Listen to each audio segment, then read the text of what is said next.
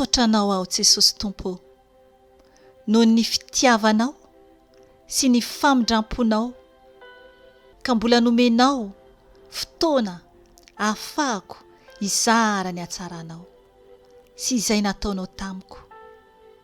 Tompo malalo, mangataka ny fanatrehanao aho, mangataka ny fanamasinao aho Jesosy, hiteny amin'ny alalako. Aokenao hikasika ny olona tsiraray avy Jesosy, izay mahare izao fijoroana vavolombelona izao, ho voninahitry ny anaranao ary amonjenao fanako ho ianao tamiko. Eny Jesosy, dera ho anao aja ho anao voninahitra ho anao, hatramin'ny taloha indrindra sy ankehitriny ary ho mandrakizay dory. Amen. Ry havana, tonga nanasitranahy Jesosy tato tokantranoko, ary fahagagana lehibe no niseho araka notantaraiko tao amin'ny video teo aloha. Afaka henonao raha mbola tsy nihaino ianao. Raha tonga tato iaho Jesosy, dia fahazavana lehibe tsy nikasika ny tany akory, fa nievaheva teo amin'ny 3 cm teo eo, satria ny Tompo dia tsy manitsaka ity tany maloto ity, fa isika no hiakatra eny amin'ny rehefa ho avy izy. Eny, nambarako tao amin'ny video teo aloha, ny amin'ny fahatsarany, ny fahalebiazany tonga tato tokantranoko nanao opération ay. Noho ny vita ny opération nataon'ny Tompo tamiko ny alahady alina, ifony alatsinainy 1 Desambra, dia tonga ny maraina zany dia noho ny efatoandro ny ho alatsinainy io, zay za vao nisakafo.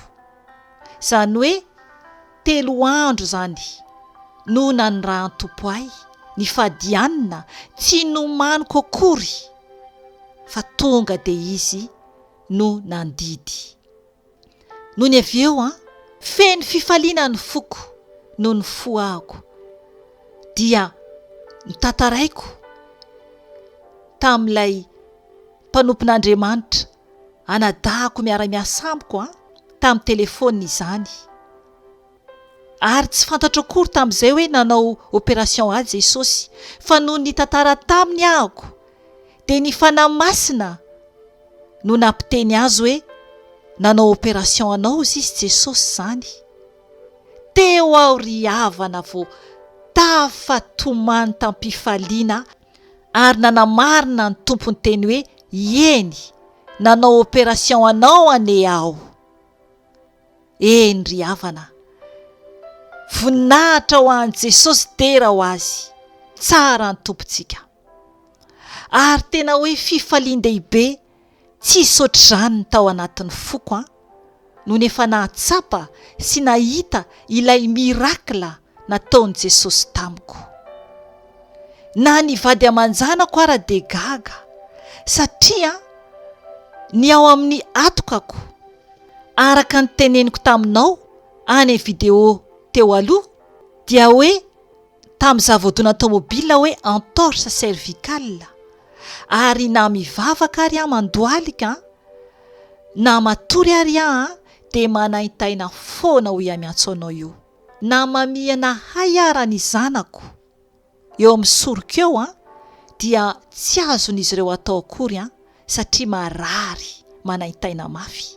Ary ny voloko ara teo aloha no tapahiko, nataoko fohy hatreo amin'ny atokako satria rehefa matory dia manaintaina na mamatotra volo ary satria eo amin'io atokako ny voto tamin'izany fotoana izany.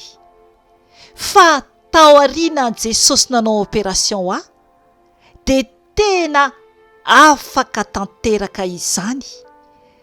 Nitsapain'ny vadiko tao amin'ny atokako, tsapain'ny zanako menada, dia tena tsy mivonto intsony na izary mikasika ny atokako dia tsisy marika akory hoe nivonto tao fa lasa niverina tahaka teo aloha ry havana. Alleloia. Sitrana tanteraka ao a tena sitrana tanteraka ao. Ary nanomboka teo a afaka mamiana ny zanako, tsy marary tsony ny atokako rehefa mandoalika mivavaka ako na ny sorokako izany, tsy marary intsony na matory aho na inona ataoko fa sitrana tanteraka ao toy ny tsy nisy entorse cervicale akory aho. Ary amin'izao fotoana izao dia lava ny voloko. Saorako ny tompo izany satria ny tompo no niteny hoe ny volo no fisaronana. Io no saron-doha antsika vehivavy izay ambaran'ny tompo ao amin'ny Korintiana 1 toko 1:10 andiny 15. Mivaky toy izao amin'ny anaran'i Jesosy. Fa raha lava volo kosa ny vehivavy dia voninahitra ho azy izany, fa ny volo no nomena azy ho fisaronana. Saotra an' Jesosy aho satria izany rehetra izany dia no tanterahiny mba hahafahako hanompo azy malalaka, tsy amin'ny aretina, tsy amin'ny fanakatsakanana intsony, fa tena hoe hanompo an' Jesosy amin'ny fahamasinana tanteraka. Eny, isaorako ny tompo izany satria afaka nanalava volo aho, fa rehefa maminany kosa ako satria nanambara tamiko ny tompo fa mpaminany vavy aho tahaka ny mpaminany Debora. Ary misy koa ireo mpaminany vavy izay teneny any amin'ny testameta vaovao, dia amin'izay ahako no manao saron-doha satria niteny tamiko ny tompo fa ireo zavatra izay naseho any amiko tamin'ny nofy hatramin'izay ka hatramin'izao dia tanteraka avokoa, fa izany tsy nalala hoe ay izany ny atao hoe maminany. Ary mbola mampiseho ary ny tompo, ary mbola mampiseho hatramin'izao. Ry havana, talohan'ny Jesosy tonga nanasitra anahy dia mbola ny zavatra maro hafa nasain'i Jesosy no tanterahiko aloha, izay vao tonga izy nanasitra anahy. Satria mety angetaeta ianao, te hiaona koa amin'i Jesosy, tianao koa Jesosy ho tonga nasitrana anao sy hahita an' Jesosy ianao, dia mbola nisy dingana hafa ry havana no nekeko no tanterahiko teo anatrehan'i Jesosy zahay vao tonga Jesosy nanasitra anahy. Dia efa niteny aho tamin'ny vidéo teo aloha hoe nangataka tamin'i Jesosy hoe te hahita anazy mafy. Ay, tonga tany aminazy ny fangatahako araka ny teneniko. Dia tao anatin'io kay efa anova ahy Jesosy zavatra maromaro aloha alohany natongavany fotoana nanaovany opération ahy. Dia 3 andro teo eo alohan'ny zoma dia ohatrany mahatsapa hafahafa sahady ahako rehefa mivavaka. Dia hoy Jesosy miantso ahy ny alakamisy maraina, izany hoe 2 andro alohany izaho hiditra amin'ny fifadikanina izay tsy nomaniko fa ny tompony nampifadianina araka ny teneniko tamin'ny vidéo teo aloha. Dia ny alakamisy io ny alakamisy 17 ny volana Desambra 2020 izany, tamin'ny taona lasa teo mantsy ny fanasitranana izay nataon'i Jesosy tamiko. Dia ny alakamisy izany izany vavaka ny maraina dia eniko ny tompo miteny amiko izaho mpivavahana hoe mbola misy sampy ao aminao. Dia ozy aho hoe Jesosy misy sampy ato amiko. Dia mamerina indray izany fanamasina izaho eo ampandolehana mivavaka izany miteny ohatr'izany Jesosy rehefa miteny amiko mbola misy sampy ao aminao. Dia mamaly azy aho hoe mbola misy sampy ahoana Jesosy, inona Jesosy ny sampy mbola misy ato amiko. Dia mbola miteny amiko indray ny tompo. Dia ambarao amiko ara Jesosy hoa inona Jesosy ny sampy mbola ato amiko ato. Nefa efa nariko avokoa zavatra rehetra izay niteneninao. Dia hoy ny tompo miantso ahy ny akanjo mpiandry izay ao aminao dia sampy io. Taitra be mihitsy ahako. Naveriny tompo ny akanjo mpiandry izay mbola ao aminao dia sampy io amiko. De gaga be toka Jesosy ahoana no mahasampy an'io? Akanjo mpiandry ve Jesosy? Eno iny tompo, mangatay ianao teny amiko, anamarinako izany. De nivavaka aho, de nangataka teny aho, tonga de vao nanokatra baiboly ary havana. Dia ao amin'ny Isaia, 4:7, andininy 7, izay mivaky toy izao amin'ny anaran'i Jesosy hoe: dia betainy hoeny antsoriny iny ka entiny, ary apetrany eo amin'ny fitoerany iny ka dia mitoetra eo. Tsy mahay miala eo amin'ny fitoerany iny, ary na dia misy mitaraina aminy aza dia tsy mahay mamaly izy, na mahavonjy azy amin'ny fahoriany. Amen. Tena mazava tsara ny tenenin Jesosy. Tena marina zany ry havana, satria hoy ny tompo miantso avy eo avy namaky an'io aho. Ahoana moa ny fombanareo amin'io akanjo mpiandry io? Masina. Alako, ahoana no ataonareo hoe masina? Izao irery ihany no masina. Hoy Jehova. Izy irery ihany Jehova Andriamanitra masina, ary tena marina izany.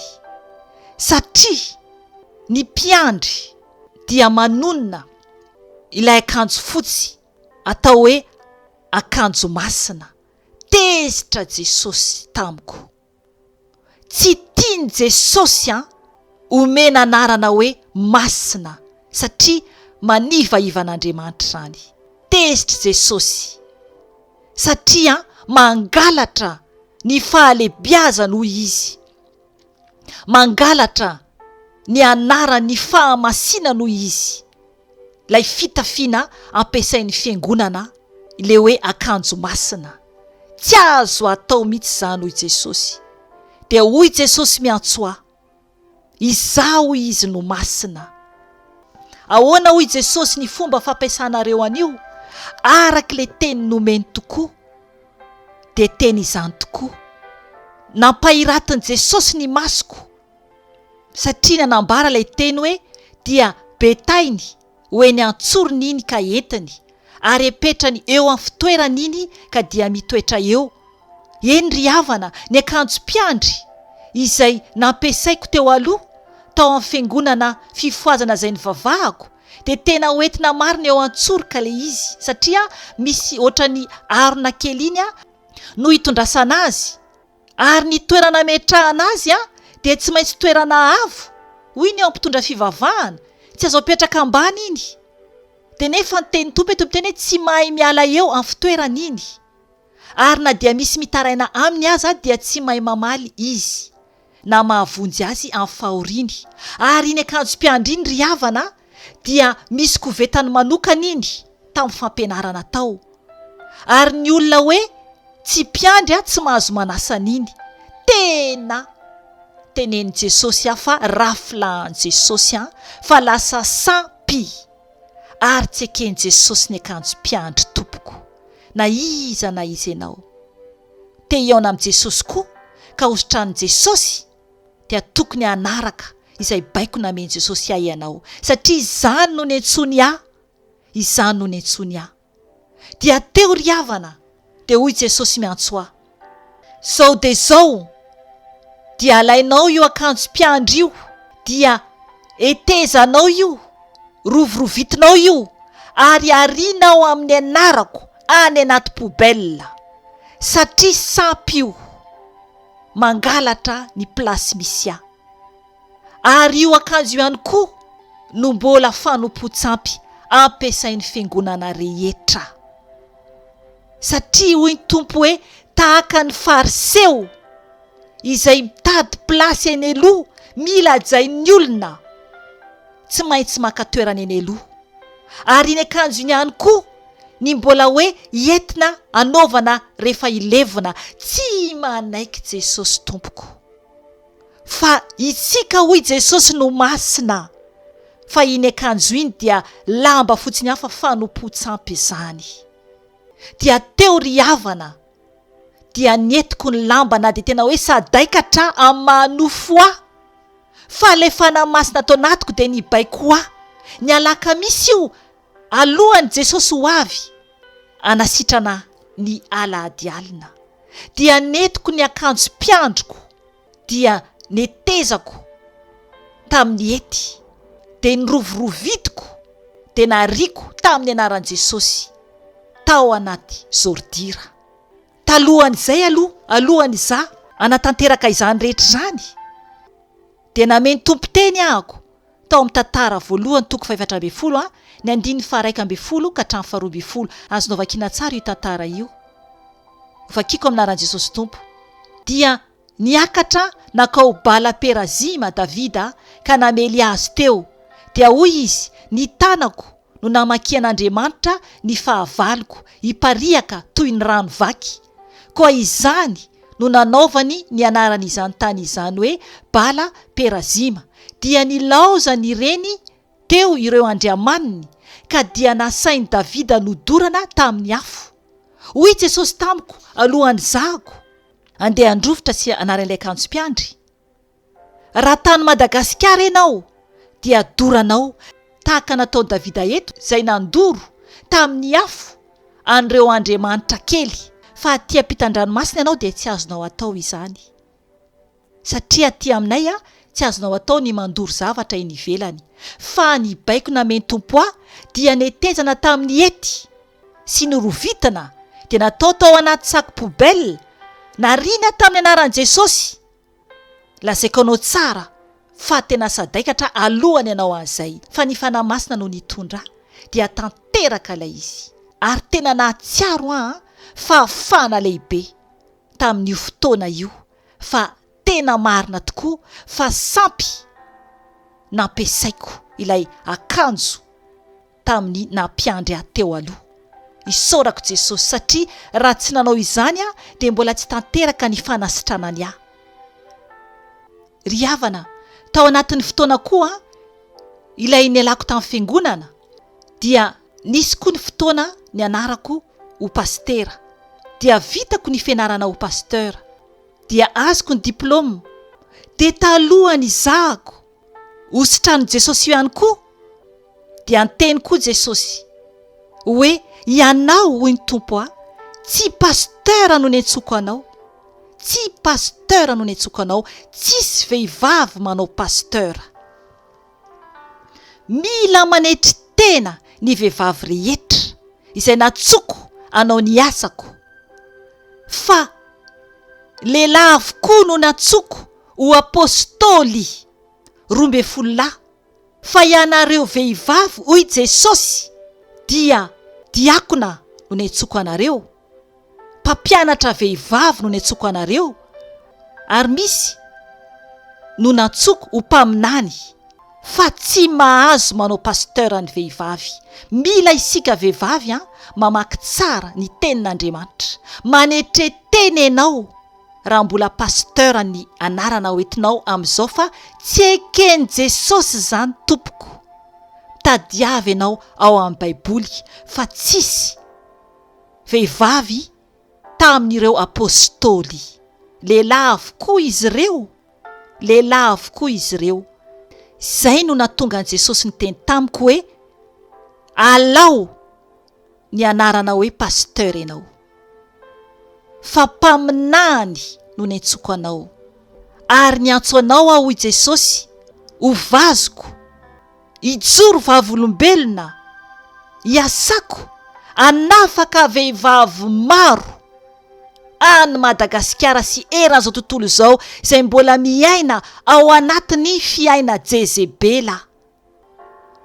Mila miala tanteraka isika amin'ny fomba fiaina Jezebela rehetra, na lahy na vavy io, ny fitafiana, ny fiainana, ny fivavahana, ny fiirana, ny fanompoana, dia tokony masina tanteraka isika, na lahy na vavy, fa tsisy an'izao tontolo izao ntsony ao anatin'izany. Izay no netsony tompo a, izay natonga an' Jesosy a izaho mihitsy no nisehony a, nanaovany ny asany a, nanaovany fahagagana ary itenenany foana fa tsy andro olona hafa hoe hiaino fahagagana ataon'i Jesosy amina olona hafa izay vao hitantara.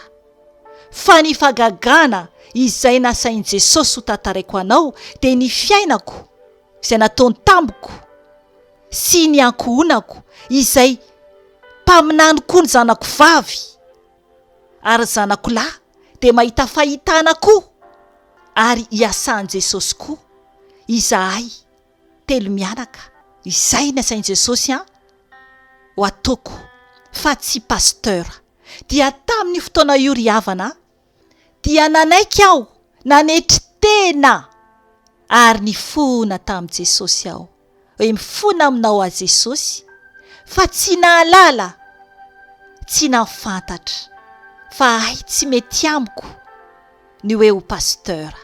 Satria be dia be mantsy ny olona nyteny teo aloha hoe tokony ho pasteur ianao na ny olona mpitondra fivavahana ara. Teo aloha tamin'ny fiangonana nivavahako dia na olona tsotra fotsiny ara, ay tsy avy amin'i Jesosy ireny, tsy avy amin'i Jesosy ireny.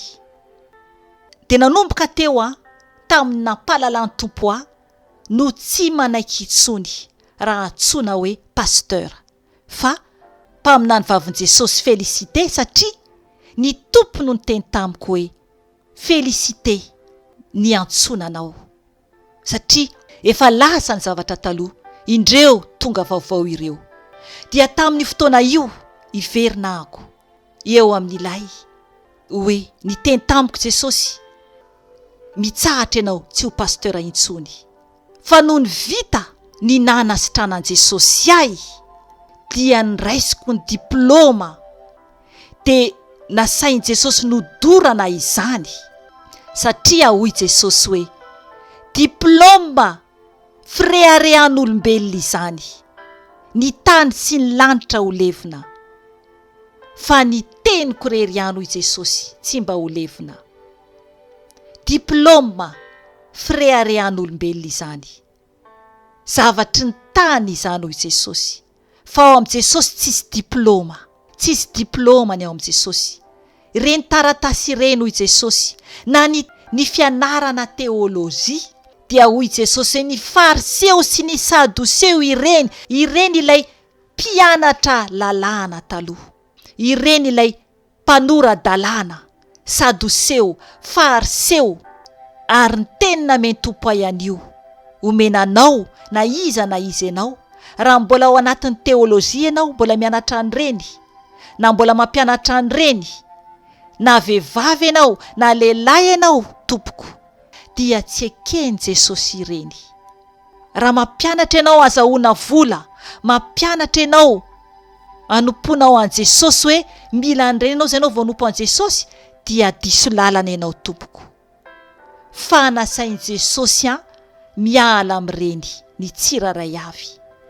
Fa ny teny omeny tompo anao anio izay nasainy omeko momba ny amin'ny teolojia sy ny fombafomba rehetra izay hoe hianatra, izay vao hiaona amin'i Jesosy, na hoe andovolary na mpianatr'olona azahoam-bola, dia ny ao amin'ny Matio 9:40 ny 5 ka hatramin'ny 12, fa vakiako fotsiny ny ao amin'ny 1:12 ka hatramin'ny 12 fa mangataka anao hamaky an'izy rehetra. Dia hoy ny teny tompo aminao hoe ahoana no tsy ahafantaranareo fa tsy ny amin'ny mofo no nolazaiko taminareo, fa tandremo fandrao azo ny masirasira ny fariseo sy ny sadoseo. Dia fantany fa tsy nasainy hitandrina izy fandrao azo ny masirasira fanaovana mofo, fa andrao azo ny fampianaran'ny fariseo sy ny sadoseo. Amen. Tia ny tompoko ianao ry havana hiala amin'izany fombafomba rehetra izany. Mbola nisy ara ry havana tao aorianan'izany ny amin'ny lakroa izay tato an-tranoko, na dia tsisy statue raha teo amin'ilay izy, fa ilay lakroa tsotra fotsiny, lakroa kakazo kely tsotra fotsiny hoy Jesosy. Ary io daholo ireo satria hoy Jesosy endrika tia tany ary avy amin'ny finoana katolika no ny aviany lakroa kakazo. Tsy misy ay am'ireo. Fa na dia mametraka an'ireo ao an-trano ary ianao hoy Jesosy, dia raha vao mitopy amin'ilay kakazo ianao, iza no hitanao? Tsy am'ireny aho hoy Jesosy fa any an-danitra ary ao am-ponao. Ary matoa aho hoy Jesosy tonga tao amin'ny salle de bain. Na nasitrana anao, na nafaka anao, dia tsisy ninninona tao na lakroary. Fa nadio tanteraka ny tao. Ry havana. Nalako avokoa ny lakroa rehetra tato dia nariko. Amin'izao ora sy fotoana izao, itenenako aminao eto dia sambatra tanteraka aho. Sambatra aho, sambatra ny ankonako.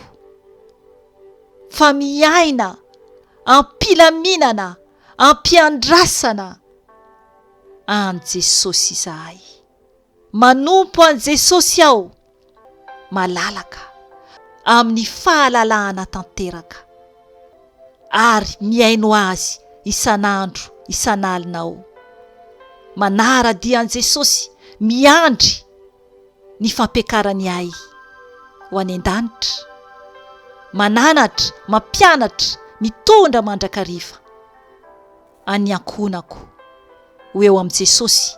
Miaino vadiko izay lohan'ny tokantrano, manaja ny vadiko izay lohan'ny tokantrano, ary manaja an Jesosy mihoatra lavitra. Alohan'ny vadiko dia Jesosy no mandidy anay. Izy no ambony indrindra, izy no lehibe indrindra. Ary feno fifaliana izahay ao am Jesosy. Enganie, ho tahaka koa ianao.